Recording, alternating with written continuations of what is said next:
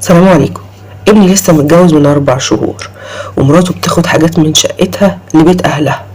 احنا ساكنين جنبهم في نفس العمارة، يعني الشقة اللي جنبهم على طول، وبشوفها وهي طالعة وهي نازلة. اي بواقي اكل عند ابني بتبعتها ليهم، وهو عارف، لدرجة بقى اني بقول له يا ابني دي بتعمل الاكل زيادة علشان خاطر يبيت وتبعت الباقي لاهلها.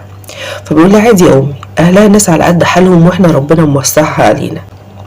وبعدين انا بصراحة ما بحبش الاكل البايت، وفعلا ابني ما بياكلش الاكل البايت خالص. المشكلة التانية بقى بشوفها وهي رايحة ليهم زيارة، وفي يوم الزيارة ده بتاخد حاجات ياما قوي غير اللي بتبعتها كل يوم شهر، والحاجات دي اللي بيجيبها ابني خزين الشهر بتخليه يجيب بزيادة علشان خاطر تروح تودي لأهلها. فأنا بقول لابني خلي الحاجات الزيادة دي أنا هوزعها على الناس الغلابة بدل ما تروح تديها لأهلها. هو بقى يسمع الكلام من هنا ويطلعه من هنا، مفيش حاجة بتتغير. أنا بالنسبة لي مش فارقة، هم حرين، بس أنا خايفة على ابني، مصاريفه كتير جدا، وخايفة إن هم كمان يطمعوا فيه. ومن أيام الخطوبة وهو شايلهم فوق دماغه، ومراته كانت معاه في المدرسة بقى من ابتدائي لإعدادي لثانوي، وكان بيحبها من أكتر من 20 سنة، ويعرفوا بعض كويس جدا. ولما لقيت ابني بقى مش سائل في كلامي خالص ولا بيسمع الكلام، رحت مكلماها قلت لها الاكل الكتير اللي انت بتوديه لاهلك ده ما بدك اولى بيه، مش عايزينه يا حبيبتي ابعتهولي. قالت لي يا ماما احنا نعمل لك اكل طازه وننزلهولك لحد عندك. وبخصوص بقى بواقي الاكل، مش زي ما انت فاكره، انا ببعت لما اعمل اكله حلوه ياكلوا معانا من باب البر باهلي علشان ربنا يبارك لنا.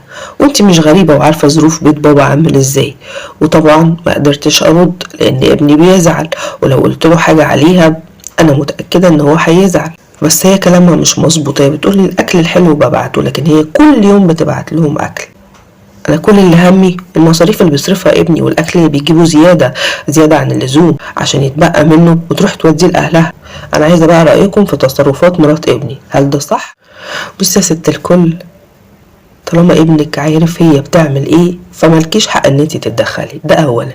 ثانيا هي زي ما قالت لك بتعمل كده من باب البر، يعني هي عايزه تبر اهلها فبتبعت لهم اكل حلو، ممكن هما ما عندهمش المقدره ان هما يعملوا الاكل ده فبتودلهم. وحتى يا ستي لو بتودلهم بواقي اكل كل يوم ايه المشكله يعني طالما ابنك مقتدر؟ وبعدين حضرتك بتقولي ان الاكل الزياده المفروض تنزلهولك تديه للناس الغلابه.